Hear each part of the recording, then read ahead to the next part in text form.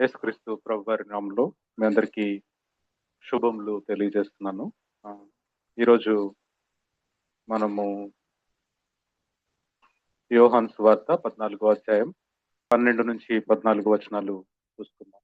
ఈ వాక్య భాగాన్ని మనం అందరం కలిసి చదువుకుందాం. John chapter 14 verses 12 to 14.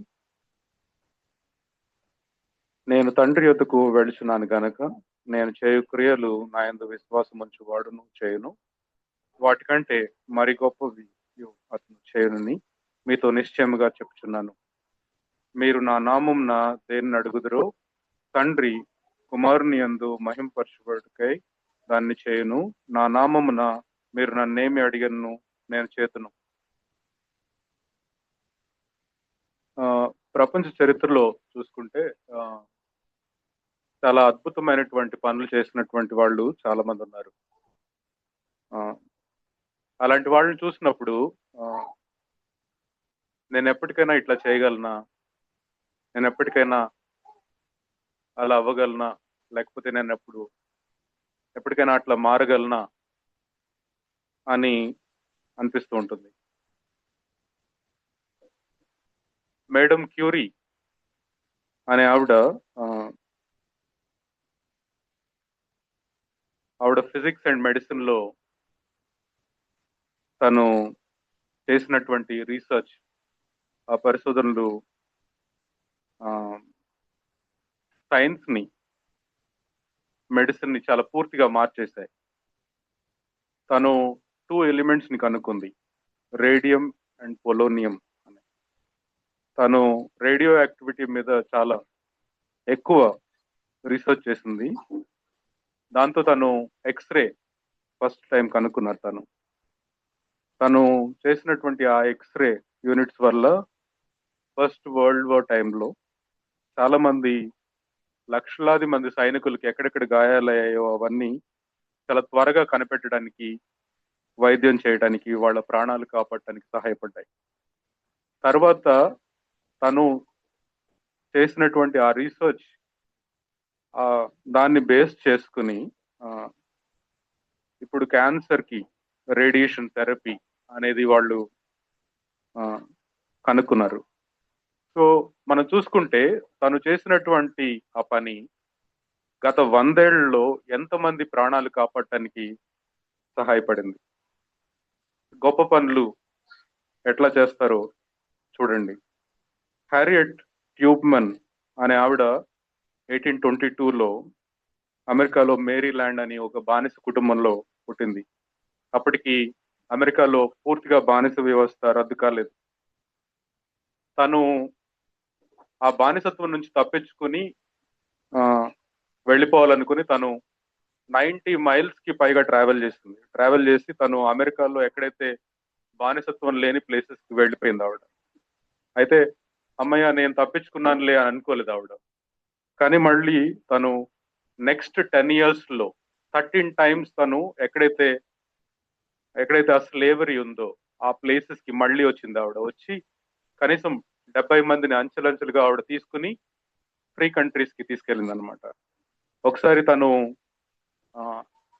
అమెరికాలో ఆ నర్స్ గా తను వర్క్ చేస్తున్నప్పుడు ఆర్మీలో, నేవీలో ఒక ఆపరేషన్ లో తను 700 people ని స్లేవరీ నుంచి తను కాపాడింది.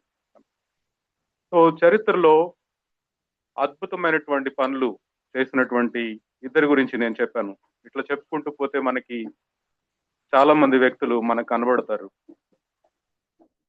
ఎంతో చాలా నైపుణ్యం ఉన్నటువంటి కళాకారుడు తయారు చేసినటువంటి కళాఖండాన్ని మనం చూసినప్పుడు, లేకపోతే ఒక ప్రఖ్యాత మ్యూజిషియన్ ప్లే చేసినటువంటి ఆ సంగీతాన్ని మనం విన్నప్పుడు, ఎవరన్నా ఎంతో జ్ఞానంతో చాలా హుందాగా, చాలా గ్రేస్ఫుల్ గా లీడ్ చేస్తున్నప్పుడు నేను ఎప్పటికీ ఇట్లా చేయగలను అని అనుకుంటుంటాను. కొన్నిసార్లు అనిపిస్తుంది అబ్బే కష్టం, నా వల్ల కాదు అని చాలా డిస్కరేజ్ అయిపోయినటువంటి సందర్భాలు కూడా ఉన్నాయి.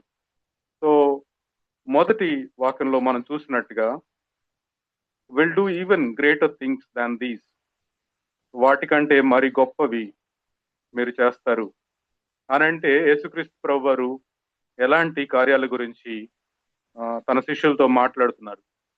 గమనించండి, మీరు ఇట్లా ఊహించుకోండి, మీరు యేసుక్రీస్తు ప్రభుతో ఉన్నారు, చర్చ్ లో లేరు, యేసుక్రీస్తు ప్రభుతో ఉన్నారు. మీరు అప్పుడు ఆయన జీవించిన కాలంలో అనారోగ్యంతో ఒక పర్సన్ తన దగ్గరకు వచ్చారు.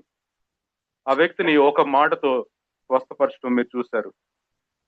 ఆయన సముద్రంలో నది మీద ప్రయాణం చేస్తున్నప్పుడు అలలు ఉవ్వెత్తున లేస్తున్నాయి, తుఫాను వస్తుంది. ఆయన గద్దింపు వినగానే ఆ అలలు తుఫాను సద్దుమణిగిపోయాయి. శ్మశాన వాటికి ఇంకొకసారి శ్మశాన వాటికి తీసుకెళ్తున్నారు ఒక అబ్బాయిని. ఆ అబ్బాయిని తిరిగి బతికించారు. ఎంతో అధికారం ఉన్నటువంటి వ్యక్తిలాగా మాట్లాడారు, బోధించారు. దాంతో ఆయన శత్రువులకు కూడా నోళ్లు పెగలలేదు. ఇవన్నీ చూసిన తర్వాత, ఇట్లా ఇవన్నీ కార్యాలు చేసిన తర్వాత, అద్భుతమైనటువంటి కార్యాలు దేవుడు చేసిన తర్వాత, ఆయన మీరు యేసు ప్రభుతో ఉన్నారు కదా, మీరు ఆయన మీ వైపు తిరిగి వీటన్నిటికంటే గొప్ప పనులు మీరు చేస్తారు అని అన్నారు. అప్పుడు మీకు ఎట్లా అనిపిస్తుంది? అది ఒక రకంగా షాక్ కి గురి చేసేటువంటి సందర్భం కదా. దేవా, నాకే చాలా డౌట్లు ఉన్నాయి నా మీద, అట్లాంటిది నువ్వేంటి ఇంత ధైర్యంగా అనేస్తున్నావు? యేసు ప్రభు చేసినటువంటి గొప్ప కార్యాల కంటే, అద్భుత కార్యాల కంటే నేను ఇంకా గొప్ప పనులు చేయగలనా అని అనిపిస్తుంది. ఆయన నీళ్ల మీద నడిచిన ఆయన కదా, మరణాన్ని తిరిగి లేచినటువంటి వాడు. ఒక చిన్న బాబు తీసుకొచ్చినటువంటి లంచ్ బాక్స్ తీసుకొస్తే దాంతో 5,000 పీపుల్ కి ఆహారం పెట్టిన ఆయన, మరణాన్ని జయించి తిరిగి లేచిన దేవుడు. వీటన్నిటికంటే గొప్ప పనులు నేనేం చేయగలను, నేను ఎట్లా చేయగలను అని మనకి అనిపిస్తుంది. ఒకవేళ మీరు దేవుడు చెప్తుంటే, మీరు వీటికంటే మరి గొప్ప పనులు మీరు చేయగలరు అని దేవుడు చెప్తుంటే, ఒకవేళ అది నిజమే అయితే, ఇది దేవుడు మనకు చేసేటువంటి ఒక గొప్ప వాగ్దానం. దాన్ని మనం గమనిస్తే అప్పుడు మన క్రైస్తవ జీవితాన్ని మనం ఇంతకు ముందు చూసినట్టుగా మనం చూడం. దీన్ని మనం అర్థం చేసుకోవాలంటే ఈ మాటలు ఏ సందర్భంలో చెప్పారో మనం చూడాలి. యోహాను సువార్త 14వ అధ్యాయం నుంచి చూస్తే, అది గురువారం రాత్రి. అది ఏదో ఒక గురువారం కాదు, యేసు ప్రభు ఈ లోకంలో జీవించినటువంటి దినాల్లో ఆయన జీవితంలో చివరి గురువారం అది. యేసు ప్రభు వారు తన శిష్యులతో కలిసి మేడ మీద గదిలో ఉన్నారు. ఆయన దీపాలు వెలుగుతున్నాయి. 13 మంది శిష్యులు ఆ భోజనపు బల్ల చుట్టూ కూర్చుని ఉన్నారు. అక్కడ గాలి మెల్లగా వీస్తుంది. ఓకే, ఆ గాలిలో మనం చూడొచ్చు చాలా ఆందోళన నిండుకొని ఉంది, టెన్షన్ ఉంది, గందరగోళం ఉంది, భయం ఉంది, ఇవన్నీ ఉన్నాయి.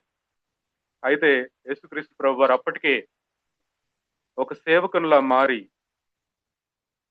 తన శిష్యుల పాదాలు కడిగారు. యూదా అప్పటికే ఆయన వదిలిపెట్టి ఆయన అప్పగించడానికి వెళ్ళిపోయాడు. తెల్లవారకు ముందే నేనెవరో తెలియదు అని నువ్వు 3 సార్లు తృణీకరిస్తావు అని పేతురుతో యేసుప్రభు వారు అప్పటికే చెప్పేశారు. యేసుప్రభు ఎక్కడికి వెళ్తున్నారో తెలియని అయోమయ స్థితిలో తోమా ఉన్నాడు. మాకు తండ్రిని చూపించు అని ఫిలిప్పు అడుగుతున్నాడు. అప్పటి వరకు వీరు యేసు ప్రభువుని వెంబడించడం తప్ప ఇంకా పెద్దగా ఏం చేయలేదు. వారు ఆయన చాలాసార్లు అపార్థం చేసుకున్నారు. వారిలో ధైర్యం లేదు. తండ్రిని పోగొట్టుకునేటువంటి చిన్నపిల్లల్లాగా వారు ఉన్నారు. కాపర్ని కోల్పోయేటువంటి గొర్రెల్లాగా వాళ్ళు ఉన్నారు.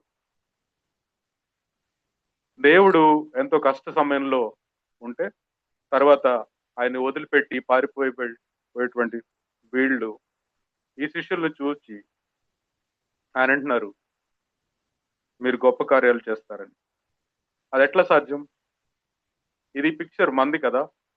మనం దేవుని దగ్గరికి వచ్చినప్పుడు మనం శిష్యులుగా ఇట్లాంటి పిక్చర్ లో ఉంటే, ఇట్లా దేవుడు మీరు గొప్ప కార్యాలు చేస్తారంటే మనకి ఎట్లా అనిపిస్తుంది? అందుకనే దేవుడు ఈ వాగ్దానాలు చేస్తున్నారు. మరి గొప్ప కార్యాలు చేయగలరు అని అంటే యేసు ప్రభు కంటే గొప్పగా స్వస్థపరుస్తామని అర్థం కాదు. యేసు ప్రభు కంటే నేను గొప్పగా బోధిస్తాను అని అర్థం కాదు. మీరు నాకంటే నీతిమంతులు అవుతారు అని దేవుడు చెప్పట్లేదు. మీరు నాకంటే శక్తిమంతులు అవుతారు, నాకంటే దైవికంగా మారుతారు అని యేసు ప్రభువు ఈ మాటలు చెప్పట్లేదు. ఎందుకంటే మనం దేవుణ్ణి ఎప్పుడు మించిపోలేం. యేసు ప్రభువు ఈ లోకంలో చేసినటువంటి పరిచర్య గురించి ఒక క్షణం ఆలోచించండి. ఆయన ఈ లోకంలో 3 సంవత్సరాలు మాత్రమే పరిచర్య చేశారు. పాలస్తీనా అనే ఒక చిన్న దేశంలోనే ఆయన ఆయన పరిచర్య ఉండేది. వేళ్ల మీద లెక్క పెట్టగలిగేంత మంది శిష్యులే ఆయనకున్నారు. ఆయన పరిచర్య కొన్ని వేల మందిని మాత్రమే నేరుగా తాకింది. కానీ యేసు ప్రభు వారు పరలోకానికి ఆరోహణమై వెళ్ళిన తర్వాత, అంటే ఈ మాటలు మాట్లాడిన 50 రోజుల తర్వాత పెంతెకొస్తు దినాన పేతురు ధైర్యంగా లేచి నిలబడ్డాడు. ఏ పేతురైతే యేసు ప్రభును ఎవరో నాకు తెలియదు ఈయనెవరో అని 3 సార్లు అన్నటువంటి పేతురే ఒకే ఒకసారి దేవుని వాక్యం బోధించారు. ఒక్క రోజులోనే 3,000 మంది రక్షించబడ్డారు. 3,000 మందికి రక్షణ. ఒకటే రోజు, ఒకటే వర్తమానం. యేసు ప్రభు వారు ఈ లోక పరిచర్లో ఎంత గొప్ప కార్యాన్ని ఎప్పుడు చూడలేదు. మరి గొప్ప కార్యాలు అంటే యేసు ప్రభు వారు ఈ అర్థంలో చెప్పారు. గొప్ప కార్యాలు అని యేసు ప్రభు వారు చెప్పినప్పుడు అవి క్వాలిటీలో గొప్పవి అని చెప్పట్లేదు. అవి ద స్కోప్ లో పెద్దవి అన్నమాట. అవి పరిధిలో గొప్పవి. అవి ఎక్కువ మందికి చేరేవి. గ్రేటర్ ఇన్ మల్టిప్లికేషన్ అని చెప్తున్నారు అనమాట. యేసు ప్రభు వారు ఈ లోకంలో ఉన్నప్పుడు క్రైస్తవులు అనబడిన వారు కొన్ని వందల్లో ఉన్నారు. కానీ ఈ రోజున ప్రపంచవ్యాప్తంగా సుమారు 200 కోట్ల మంది క్రైస్తవులు ఉండొచ్చు. అంటే యేసు ప్రభు వారి గురించిన సువార్త ప్రతి ఖండాన్ని, ప్రతి సముద్రాన్ని దాటి ప్రతి దేశాన్ని చేరుకుంది. వేలాది భాషల్లో అనువదించబడింది. యేసు ప్రభు వారు ఈ లోకంలో పరిచర్య చేసినప్పుడు కనీసం 5,000 కిలోమీటర్లు నడిచుంటారని ఒక ఎస్టిమేట్ అన్నమాట. కానీ ఆయన శిష్యులు లేకపోతే తర్వాత తరాల్లో విశ్వాసులని చెప్పబడిన వారు దేవుని సువార్తని భూదిగంతాల వరకు వాళ్ళు మోసుకుని వెళ్ళారు. మరి గొప్ప కార్యాలు అంటే అవి. మరి దేవుడు ఆ, వాగ్దానం చేసినట్టుగా మనం ఎట్లా గొప్ప కార్యాలు చేయగలం? దానికి జవాబు మనం చదువుకున్నటువంటి వాక్య భాగంలోనే ఉంది. ఆ, మనం గొప్ప కార్యాలు చేయడానికి మనల్ని బలపరిచేటువంటి 3 అంశాలు మనం చదువుకున్నటువంటి ఆ 3 వచనాల్లో మనకు కనపడతాయి. ఆ, మొదటి అంశం, నాయందు విశ్వాసం ఉంచువారు మరి గొప్ప కార్యాలు చేస్తారు అని యేసు ప్రభు వారు చెప్తున్నారు. ఇక్కడ మనకు కావాల్సింది ఒకటే, దేవునిలో విశ్వాసం, ఆయన నమ్మటం. నీ విశ్వాసం పర్ఫెక్ట్ గా ఉండాలి, నీ విశ్వాసం గొప్పగా ఉండాలి, నీ విశ్వాసం మెప్పించేదిగా ఉండాలి అని దేవుడు చెప్పట్లేదు. దేవునిలో విశ్వాసం ఉంటే చాలు. అంటే God is not looking for a perfect faith. అంటే చాలా జైంట్ ఫెయిత్ ఉండాలని, ఇంప్రెసివ్ ఫెయిత్ ఉండాలనుకుంటారు. జస్ట్ ఫెయిత్ ఉంటే చాలు. యేసు ప్రభు వారు ఆ రాత్రి ఎట్లాంటి వాళ్ళతో మాట్లాడుతున్నారో మనం చూసుకున్నాం కదా. ఇంకోసారి గుర్తు చేసుకోండి. నెక్స్ట్ డే బ్రేక్ఫాస్ట్ కి ముందే పీటర్ చెప్పేస్తాడు 3 టైమ్స్, ఈయన ఎవరో నాకు తెలియదని. తోమ అనుమానిస్తాడు ఆయన. అంటే యేసు ప్రభు తిరిగి లేచాడు అనేదాన్ని తోమ పూర్తిగా బిలీవ్ చేయడు. అంటే తన వేళ్ళలో, అంటే ఆ రంధ్రాలలో చేయి పెట్టి చూస్తే తప్ప నేను నమ్మను అన్నటువంటి ఆ పర్సన్. ఓకే, అలాగే మనలో ఎవరు గొప్ప అని వాదించుకున్నటువంటి యాకోబు, యోహాన్లు, ఇట్లా వీళ్ళందరూ చాలా లోపాలతో నిండినటువంటి వ్యక్తులు. చాలా క్విక్ గా వాళ్ళు ఓడిపోయేటువంటి వాళ్ళు. దేవుడు ఐ థింక్ దేవుని పట్టుకున్నప్పుడు పారిపోయినటువంటి పిరికివారు. కానీ వీళ్ళందరినీ చూస్తే వాళ్ళలో ఉన్నది ఒకటే కామన్ థింగ్ ఒకటి ఉంది తెలుసా? వాళ్ళు దేవుణ్ణి నమ్మారు. దేవునిలో వాళ్ళకున్నటువంటి విశ్వాసం గమనించండి. అంత పర్ఫెక్ట్ ఏం కాదు, కానీ వాళ్ళు అంత స్థిరమైనటువంటి విశ్వాసులు ఏం కాదు, కానీ వాళ్ళ విశ్వాసంలో నిజాయితీ ఉంది. ఆ విశ్వాసంతో వారికి ఉన్నటువంటి ఆవగింజంత చిన్న విశ్వాసంతో వాళ్ళు ప్రపంచాన్ని తలకిందులు చేశారు. ఇక్కడ మనం గమనించాల్సింది ఏంటంటే, దేవుడు ఎప్పుడు మన నైపుణ్యాల గురించి చూడడు. మనం ఆయనకి అందుబాటులో ఉన్నామా లేదా అన్నది మాత్రమే చూస్తాడు. God has never been looking for ability, he's been looking for availability. మోషేకి నోటి మాంద్యం ఉన్నా సరే తను ఫరోను ఎదుర్కొనేలా చేసి ఇశ్రాయేలు ప్రజలందరినీ ఆయన విడిపించారు. గిద్యోను ద్రాక్షలు ఒకే కళ్ళెంలో భయపడుతూ దాక్కున్నాడు. తన్నే పిలిచి బలపరిచి బలమైనటువంటి సైన్యాన్ని ఓడించడానికి దేవుడు గిద్యోన్ని వాడుకున్నారు. దావీదు చిన్నపిల్లవాడు గొర్రెలు కాచుకుంటుంటే గొల్లియాతును పంపించి రాజుగా చేశారు. ఎస్తేరు అనాథగా ఉంది, కానీ దేవుడు తన ప్రజల్ని రక్షించేందుకు ఆమెను రాణిగా చేశారు. మరియా నజరేతుకు చెందినటువంటి ఒక మామూలు యవనస్తురాలు, కానీ రక్షకుడు ఈ లోకంలోనికి రావటానికి ఆమెని ఒక సాధనంగా వాడుకున్నారు. పౌలు క్రైస్తవులను హింసించి చంపినటువంటి వ్యక్తి, కానీ దేవుడు తనని కొత్త నిబంధనలో సగభాగం రాసేందుకు ఆయన వాడుకున్నారు. ఇక్కడ మీరు చూసారా, ప్యాటర్న్ చూసారా? God doesn't call equipped, he ఎక్విప్స్ the called.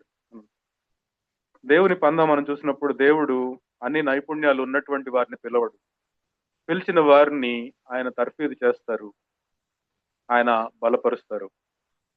ఏడబ్ల్యూ Tozer ఇలా రాస్తారు అనమాట, God is looking for people through whom he can do the impossible. What a pity we plan only things we can do by ourselves. దేవుడు తన ద్వారా తన శక్తితో అసాధ్యమైన వాటిని చేయగలిగినటువంటి వ్యక్తుల కోసం చూస్తుంటే, మనంతట మనమే చేయగలిగే పనులను మాత్రమే ప్లాన్ చేసుకోవటం ఎంత దయనీయమైనటువంటి పరిస్థితి అని ఏడబ్ల్యూ టోజర్ అన్నారు. మన గొప్పతనం వల్ల గొప్ప కార్యాలు జరగవు, అవి దేవునికి మన సమర్పణను బట్టి గొప్ప కార్యాలు జరుగుతాయి. ఆలోచించండి, నీకున్నటువంటి ఏ అనర్హతల గురించి శత్రువైనటువంటి సాతాను నీ చెవుల్లో గుసగుసలాడుతున్నాడు. దేవుడు నిన్ను ఎందుకోసం వాడుకోలేడు అని విరోధి చెప్తున్నటువంటి ఏ అబద్ధాన్ని నువ్వు నమ్ముతూ వెనకడుగు వేస్తున్నావు? వాటిని వెలుగులోనికి తీసుకొచ్చి మనం దేవుని సన్నిధిలో పెట్టాలి. దేవా, నాకు ఈ విషయంలో సహాయం చేయి. దేవా, నేను నీలో విశ్వాసంలో బలంగా ఉండాలి అని దేవుణ్ణి అడిగితే దేవుడు ఖచ్చితంగా మనల్ని తప్పకుండా బలపరుస్తారు. ఇంకొక వాక్యం, మనం అదే వాక్యంలో దేవుడు మనల్ని బలపరిచేటువంటి రెండవ అంశాన్ని మనం చూద్దాం. నేను తండ్రి దగ్గరికి వెళ్తున్నాను కనుక మీరు గొప్ప కార్యాలు చేస్తారు అని అంటున్నారు. Because I'm going to the father అని చెప్తున్నారు కదా. నేను తండ్రి దగ్గరికి వెళ్తున్నాను కాబట్టి మీరు గొప్ప కార్యాలు చేస్తారు అని యేసు ప్రభువు గారు చెప్తున్నారు. అంటే ఆయన తండ్రి అయిన దేవుని దగ్గరికి వెళ్ళి పరిశుద్ధాత్మ దేవుని మన కోసం పంపిస్తారు. అలా వాగ్దానం చేశారు ఆయన. పరిశుద్ధాత్మ దేవుడు మనల్ని పాపం విషయంలో, తీర్పు విషయంలో మనల్ని ఒప్పింపజేసి యేసుక్రీస్తు ప్రభువుని రక్షకునిగా విశ్వసించడానికి ఆయన సహాయం చేస్తారు. ఆయన మనలోనికి వచ్చి దేవుడు ఉద్దేశించినటువంటి గొప్ప పనులు చేసేలాగా మనల్ని ఆయన బలపరుస్తారు. గమనించారా? ఆయన తండ్రి దగ్గర వెళ్ళడానికి, మనం గొప్ప కార్యాలు చేయడానికి ఉన్నటువంటి కనెక్షన్. యేసు ప్రభు వారు ఈ లోకంలో ఉన్నప్పుడు ఒక సమయంలో ఒక ప్రదేశంలో ఒకటేసారి ఉండగలిగారు ఆయన. ఒక సమయంలో ఒక కుష్ఠరోగిని మాత్రమే ఆయన స్వస్థపరచగలిగారు. ఒక సమయంలో ఒక పట్టణాన్ని మాత్రమే ఆయన చేరుకోగలిగారు. ఆయన ఈ భౌతిక శరీరంలో ఉన్నప్పుడు చాలా శక్తిమంతుడైనప్పటికీ ఆయన ఈ సమయ కాల నియమాలను బట్టి ఆయన నడుచుకున్నారు. కానీ తండ్రి అయిన దేవుని దగ్గరికి ఆరోహణమై వెళ్ళిన తర్వాత పరిస్థితి మొత్తం మారిపోయింది. పరిశుద్ధాత్మ దేవుడు శరీరాన్ని బట్టి పరిమితం కాడు. ఎందుకంటే ఆయన ఏకకాలంలో ఒకేసారి విశ్వాసులందరిలోనూ ఆయన ఉండగలరు. ఆయన ఇండియాలో, అమెరికాలో ఒకటేసారి పనిచేయగలరు. తన అసాధారణమైనటువంటి శక్తితో విశ్వాసులందరినీ యేసుక్రీస్తు ప్రభు సువార్త పంచుకునేలాగా ఆయన బలపరచగలరు. చార్లెస్ స్పర్జన్ ఇలా అన్నారు, Christ is the source but the Holy Spirit is the power. Christ is the root but believers are the branches. And through many branches much more fruit is borne than through the root alone. క్రీస్తు మూలమైతే పరిశుద్ధాత్మ దేవుడు శక్తి. క్రీస్తు వేరైతే విశ్వాసులు కొమ్మలు. వేరు ద్వారా కంటే అనేక కొమ్మల ద్వారా మరిన్ని ఫలాలు పొందవచ్చు. మీరు మరి గొప్ప కార్యాలు చేయగలరు అనే విశ్వాసుల గురించి, శిష్యుల గురించి, మన గురించి చెప్తున్నప్పుడు ఆయన తనకున్నటువంటి శక్తిని తగ్గించుకున్నట్టు కాదు. యేసు ప్రభు వారు మనల్ని తనతో గుణించటం మనం ఇక్కడ చూస్తాం. He was multiplying himself through అస్.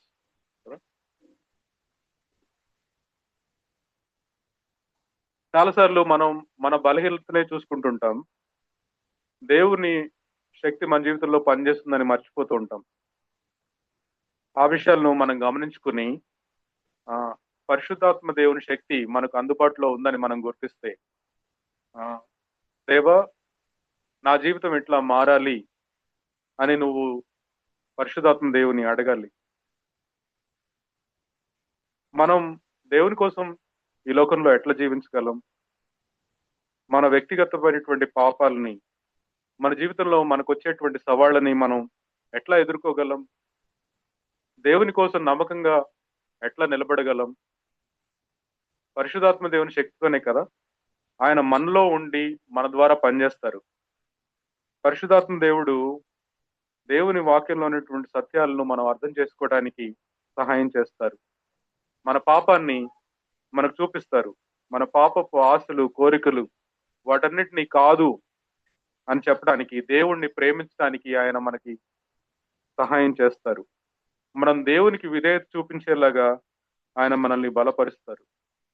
మనం ఎట్లా ప్రార్థించాలో కూడా మనకు తెలియదు. పరిశుద్ధాత్మ దేవుడు మనకు సహాయం చేస్తారు, మనకు నేర్పిస్తారు. ఆయన మన మనసులు మారి రూపాంతరం పొందేలాగా ఆయన మనల్ని బలపరుస్తారు. దేవుని కోసం బలమైనటువంటి సాక్షులుగా పరిశుద్ధాత్మ దేవుడు మనం ధైర్యంగా నిలబడేలాగా మనల్ని చేస్తారు. నీ జీవితంలో ఏ విషయంలో పరిశుద్ధాత్మ దేవుని శక్తి మీద ఆధారపడాలో ఆలోచన చేయండి. అది మన తలంపుల విషయంలోనా, లేకపోతే మనం తీసుకునేటువంటి రోజువారీ నిర్ణయాల విషయంలోనా, లేకపోతే ఇతరులతో ధైర్యంగా మాట్లాడే విషయంలోనా, ఏ విషయంలో దేవుని యొక్క శక్తిని, పరిశుద్ధాత్మ శక్తిని నువ్వు కోరుకుంటున్నావు? లూకాసు వార్త 11వ అధ్యాయం 13వ వచనం చూడండి. కాబట్టి మీరు చెడ్డవారై ఉండి మీ పిల్లలకు మంచి ఈవులు నీయ నెరిగి ఉండగా, పరలోకమందున్న మీ తండ్రి తనను అడుగు వారికి పరిశుద్ధాత్మను ఎంతో నిశ్చయముగా అనుగ్రహించునను. పరిశుద్ధాత్మతో నింపబడటం అనేది ఏ కొంతమందికో మాత్రమే పరిమితమైనటువంటి అనుభవం కాదు. దేవునికి ఫేవరెటిజం ఏం లేదు, దేవునికి పక్షపాతం ఏం లేదు. దేవా నీ పరిశుద్ధాత్మతో నన్ను నింపు అని ఎంత మంది అయితే అడుగుతారో వాళ్ళందరికీ ఆయన ఖచ్చితంగా తన ఆత్మను అనుగ్రహిస్తారు. ఆ ప్రార్థన మనం ఈరోజు చేస్తామా? దేవా నీ పరిశుద్ధాత్మతో నన్ను నింపు అని ఒకవేళ నువ్వు అడిగితే ఈరోజు అట్లాంటి ప్రార్థన చేయడానికి మనం ఇష్టపడితే, దేవుని కోసం నిత్యత్వపు విలువ కలిగేటువంటి కార్యాలు చేసేలాగా ఆయన మనల్ని బలపరుస్తారు. తన ఆత్మని మన మీద కుమ్మరించగలరు. కానీ మనం చేయాల్సిందల్లా we need to do that prayer. అది మనం ఈరోజు చేయాలి. సో అయితే ఇంకొక అంశం, దేవుడు అంటే మనం గొప్ప కార్యాలు చేసేలాగా ఎలా బలపరుస్తారు అని 13, 14 వచనాల్లో చెప్పారు. మీరు నా నామమున దేన్ని అడుగుదురో తండ్రి కుమారుని యందు మహింపరచబడుటకై దాన్ని చేయును. నా నామమున మీరు నన్నేమి అడిగను నేను చేతును. దేవునితో భాగస్వామ్యం కలిగి మనం మరి గొప్ప కార్యాలు ఎట్లా చేయొచ్చో ఇక్కడ మనం చూస్తున్నాం. అంటే దేవుని నామంలో మనం ప్రార్థన చేయటం కదా. అంటే ఇక్కడ చెప్పినట్టుగా మనం ఏది అడిగినా సరే దేవుడు చేస్తాడు అంటే ఇది దేవుడు ఒక బ్లాంక్ చెక్ ఇచ్చి మనల్ని సైన్ చేసుకోమని చెప్తున్నట్టు కాదు. అంటే మనం కోరుకున్నదల్లా దేవుడి నుంచి రాబట్టేటువంటి ఆ ఫార్ములా కాదు. నా నామంలో అంటే మనం కావలసినంతా అడిగేసి చివరిలో యేసు ప్రభు నామంలో అడుగుతున్నాము ఆమెన్ అని చెప్పటం కాదు. దేవుని నామంలో అడగటం అంటే ఏంటి? ఆయన క్యారెక్టర్ కి అనుగుణంగా మనం అడగటం, ఆయన గుణ లక్షణాలకు అనుగుణంగా మనం ప్రార్థన చేయటం, ఆయన ఉద్దేశాలకు ఆయన లక్ష్యాలకు అనుగుణంగా మనం ప్రార్థన చేయటం, ఆయన మహిమను గుర్తు పెట్టుకుని మనం ప్రార్థన చేయటం. అంటే దేవుడు మన ఎజెండాలకు రావాలని డిమాండ్ చేయటం కాదు. అది దేవా నేను నీ ఎజెండాలో జాయిన్ అవుతాను, నన్ను కూడా చేర్చుకో అని ప్రార్థన చేయటం. మన మనసులు దేవుని మనసుతో ఏకీభవించినప్పుడు, ఆయన కోరికలు మన కోరికలుగా మారినప్పుడు, ఆయన లక్ష్యం ఆయన ఉద్దేశాలు మనమైనప్పుడు ఆ సిమెట్రీ చూడండి, అది ఎంత అద్భుతంగా ఉంటుంది. అప్పుడు మనం చేసేటువంటి ప్రార్థనలు ఈ లోకంలో ఏవి ఆపలేవు. ఎందుకంటే మనం దేవునితో ప్రార్థనలో కోఆపరేట్ చేస్తున్నాం. దేవా నా ప్రణాళికలను దీవించు అని అడగటం మానేసి నీ ప్రణాళికలు నా ద్వారా నెరవేర్చుకో అని ప్రార్థన చేయటం మొదలు పెడితే మరి గొప్ప కార్యాలు దేవుడు మన ద్వారా చేస్తారు ఆయన. ఈఎం బౌండ్స్ ప్రార్థన గురించి చెప్పినటువంటి మాటలు చాలా అద్భుతంగా ఉంటాయి. God shapes the world by prayer. The more praying there is in the world, the better the world will be. The mightier the forces against evil. దేవుడు ప్రార్థనను బట్టి ఈ ప్రపంచాన్ని రూపుదిద్దుతారు. ఈ ప్రపంచంలో ఎక్కువ ప్రార్థన ఉన్నంత కాలం ఈ లోకం మరింత మెరుగైనదిగా తయారవుతుంది. చెడుకు వ్యతిరేకంగా పనిచేసే శక్తులు బలంగా ఉంటాయి అన్నారు. ఆదిమ సంఘాన్ని మనం చూస్తే వాళ్ళకి పెద్ద పెద్ద భవనాలు లేవు, వారికి ఎక్కువ బడ్జెట్ లేదు, వాళ్ళకి ఎక్కువ కార్యక్రమాలు ఏం లేవు, వాళ్ళకి ప్రణాళికలు ఏమి పెద్దవి లేవు. కానీ వారు ప్రార్థన చేశారు. వారు దేవుని శక్తిలో విశ్వాసం ఉంచారు. అప్పుడు దేవుడు అసాధ్యమైనవి చేయటం వారు కన్నులారా చూశారు. 3,000 మంది ఒక్క రోజులో రక్షించబడ్డారు. దేవాలయపు ద్వారం దగ్గర కుంటివాడు స్వస్థపరచబడ్డాడు. దేవదూతలు చెరసాల తలుపులు తెరిచారు. యేసు ప్రభు సువార్త ఒక దావాగ్నిలాగా రోమా సామ్రాజ్యం అంతా విస్తరించింది. మరి గొప్ప కార్యాలు ఆదిమ సంఘంలో జరిగాయి. ఎందుకు జరిగాయి అవన్నీ?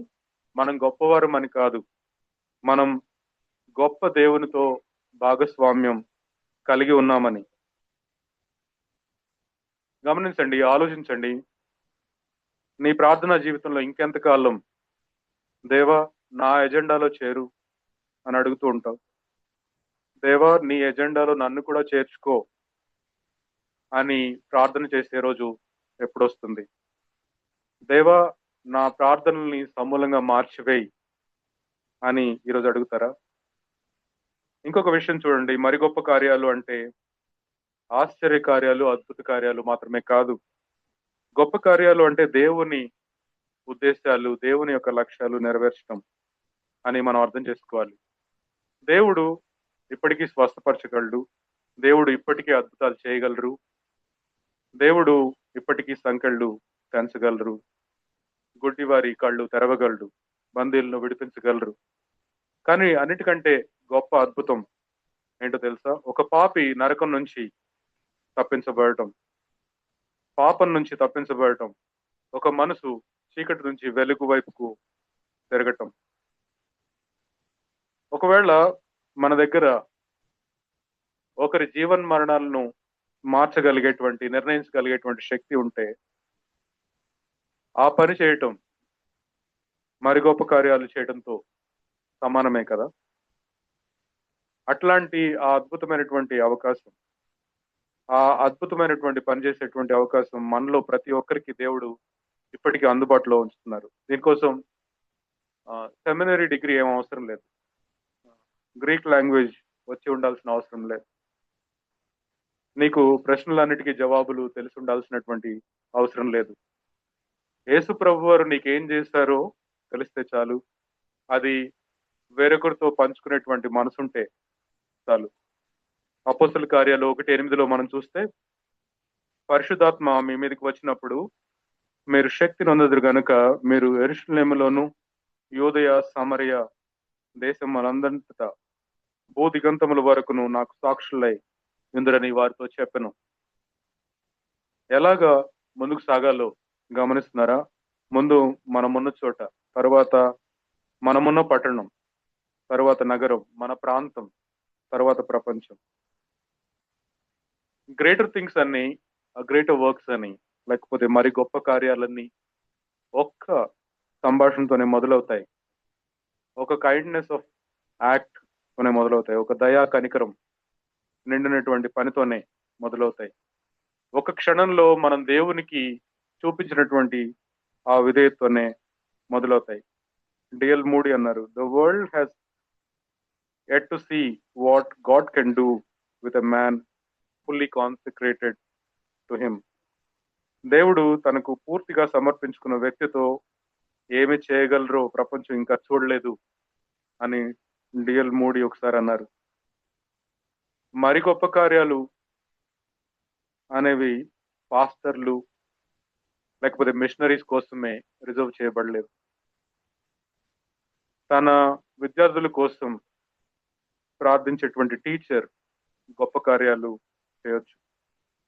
తన వ్యాపారంలో యథార్థంగా తన పని చేసుకుంటూ క్రీస్తును చూపేటువంటి ఆ బిజినెస్ మ్యాన్ దేవుని కోసం గొప్ప కార్యాలు చేయొచ్చు. తన పిల్లల్ని దేవుని భయభక్తుల్లో పెంచేటువంటి తల్లి దేవుని కోసం గొప్ప కార్యాలు చేయగలదు. అందరూ ఈ లోకంలో రాజీ పడిపోతూ ఉంటే దేవుని సత్యం కోసం నిలబడినటువంటి ఒక యవ్వనస్తుని ద్వారా దేవుడు గొప్ప కార్యాలు చేయగలరు. గొప్ప కార్యాలు అంటే మామూలు విశ్వాసులు అసాధారణమైనటువంటి దేవుని శక్తి ద్వారా అసాధారణమైనటువంటి కార్యాలు చేయటం వల్ల కలిగేటువంటి సమిష్టి ప్రభావం అని చెప్పొచ్చు. It's a cumulative impact of the ordinary believers doing the extraordinary things through the power of extraordinary God. నిజంగా జరిగినటువంటి ఒక వృత్తాంతం చెప్పి నేను ముగిస్తాను. 1800 సంవత్సరంలో ఇంగ్లాండ్ లో ఒక చిన్న చర్చ్ ఉండేది. దేవుణ్ణి గణపరచాలనేటువంటి ఒక మామూలు విశ్వాసుల సంఘం అది. ఆ చర్చ్ లో ఒక సండే స్కూల్ టీచర్ ఉండేవాళ్ళు. ఆయన పేరు ఎడ్వర్డ్ కింబాల్. ఆయన చాలా ప్రఖ్యాత స్పీకర్ ఏం కాదు. ఆయన ఏమి అనర్గళంగా మాట్లాడలేరు, కానీ ఆయన దేవుణ్ణి ప్రేమించారు. తనకు సండే స్కూల్లో ఇచ్చినటువంటి పిల్లలను ప్రేమించి చాలా నమ్మకంగా ఉన్నారు. తన విద్యార్థుల్లో ఒక యవ్వనస్తుడు ఒక షూ షాప్ లో పనిచేసేవాడు అన్నమాట. తనకి దేవుని కార్యాలంటే అంత ఆసక్తి ఏమి ఉండేది కాదు, కానీ ఆ కింబాల్ తన కోసం చాలా రెగ్యులర్ గా ప్రేయర్ చేసేటువంటి వాడు. వారం వెంబడి వారం, సంవత్సరం వెంబడి సంవత్సరం, ఇట్లా టైం గడుస్తుంది. అయితే పరిశుద్ధాత్మ దేవుడు ఒకసారి తన్ను ప్రేరేపించిన కొలది ఆ అబ్బాయి పనిచేస్తున్నటువంటి షాప్ కు వెళ్ళి దేవుని విషయాలు తనతో మాట్లాడారు. అదంతా గొప్పగా ఏం జరగలేదు. కానీ కొన్నాళ్ళకి ఆ అబ్బాయి ఆశ్చర్య రీతిలో దేవుని నమ్ముకున్నాడు. ఆ అబ్బాయి పేరు డిఎల్ మోడీ. డిఎల్ మోడీ తర్వాత ప్రపంచ చరిత్రలో మనం చూసుకుంటే గొప్ప సువార్థికుల్లో ఒక వ్యక్తిగా అయ్యాడు. లక్షలాది మందిని ఆయన దేవునిలోనికి నడిపించారు. స్కూల్స్ స్టార్ట్ చేశారు. అలాగే డిఫరెంట్ కాంటినెంట్స్ లో ఉజ్జీవాన్ని తీసుకొచ్చారు. ఇదంతా స్టార్ట్ అయింది దేవునికి లోబడినటువంటి ఒక సండే స్కూల్ టీచర్ తో. ఎడ్వర్డ్ కింబల్ దేవుని దృష్టిలో గొప్ప కార్యం చేశారు. ఈ వృత్తాంతం అక్కడితో ఆగిపోలేదు. డిఎల్ మోడీ ఇంగ్లాండ్ లో సువార్త ప్రకటిస్తే ఫ్రెడరిక్ బి మేయర్ అనే పాస్టర్ తను ప్రభావితై ఆయన అమెరికా అంతా సువార్త ప్రకటించారు. ఆయన పనితో విల్బర్ చాప్మన్ అనే ఆయన ప్రభావితులయ్యారు. తను బిల్లీ సండే అనే సువార్థికునితో కలిసి అనేక మందిని క్రీస్తులోకి నడిపించారు. ఆ తర్వాత కాలంలో వారు మోర్దెకై హ్యామ్ అనే వ్యక్తితో కలిసి వాళ్ళు రివైవల్ మీటింగ్స్ కండక్ట్ చేశారు. అందులో ఒక యవ్వనస్తుడు తన జీవితాన్ని ప్రభువుకు సమర్పించుకున్నారు. అతని పేరు బిల్లీ గ్రాహం. బిల్లీ గ్రాహం కన్నా ఎక్కువ మందికి సువార్త ప్రకటించిన వారు ఈ ప్రపంచ చరిత్రలో ఇప్పటి వరకు ఎవరు లేరు. 200 మిలియన్లకు పైగా ప్రజలు ఆయన స్వయంగా యేసు ప్రభు యొక్క సువార్త ప్రకటించడం విన్నారు. ఈ చైన్ రియాక్షన్ అంతా, ఈ రిపిల్ ఎఫెక్ట్ అంతా ఒక సండే స్కూల్ టీచర్ తో మొదలైంది. మరి గొప్ప కార్యాలు అంటే ఇలా ఉంటాయి. ఒకరు చూపినటువంటి విధేయత నిత్యత్వం అంతా మల్టిప్లై అవుతుంది. One act of obedience multiplied through eternity. కళ్ళు ఉంచుకుందాం, కళ్ళు మూసుకుందాం, ఆలోచన చేద్దాం. దేవుడు నిన్ను వాడుకుని నిత్యత్వం వరకు విస్తరించే రిపుల్ ఎఫెక్ట్ మొదలు పెట్టాలనుకుంటుంటే దానికి నువ్వు సిద్ధమేనా? దేవుడు నిన్ను పిలుస్తున్నటువంటి ఆ గొప్ప పని అంత ఆకర్షణీయంగా ఉండకపోవచ్చు, అయినా సరే విధేయత చూపిస్తావా? మీ విధేయత వల్ల మీ పరిచర్యలో రేపటి Edward Kimball, DL Moody, Billy Graham రావచ్చేమో, ఎవరికి తెలుసు? You can do even greater things because the Holy Spirit is within us. When the Lord Jesus said, I'm going to the Father, but I will not leave you alone. The Counselor will come and He gives us the power. And the Lord Jesus is there interceding for us. Anything you ask in my name, I will do it. We are ordinary people, but in the hands of an extraordinary God. That's why William Carey said, attempt great things for God, expect great things from God. How many of us believe this, that you can do part of this greater thing? Our belief will reflect in our behavior. Let us be people who desire to do great things for God. Give our weaknesses to Him and make Him our strength. In small ways, God can save. In the way you pray for somebody who's lost, the way you don't give up on somebody, God can use it to do great things through your life. But we must have the right focus. Focus on the Lord. Trust in Him. Have faith in Him. Don't stop praying. Don't stop believing. Focus on the things of God. Father, we thank you for this time that you've given us. Thank you for your precious word that reminds us to have faith, and true faith reflects in our behavior and in our action. And it changes our desires, it motives our heart. It makes us ask for things that you want us to ask. Lead us, guide us, Lord, to walk that greater walk in faith. We fail here because we are not inclined to this, Lord. We don't have this passionate desire. Help us to have that passion, Lord. May we seek you. May we seek to love you with all our heart, all our soul, all our mind, and all our strength. We thank you, we praise you, Master. Accept this prayer, for we offer this in the sweet and exalted name of our Lord and our Savior, Jesus Christ. Amen. Now may the love of God the Father, the grace of our Lord Jesus Christ, and the sweet fellowship of the Holy Spirit God be with us now and forevermore. Amen. Thank you. God bless you.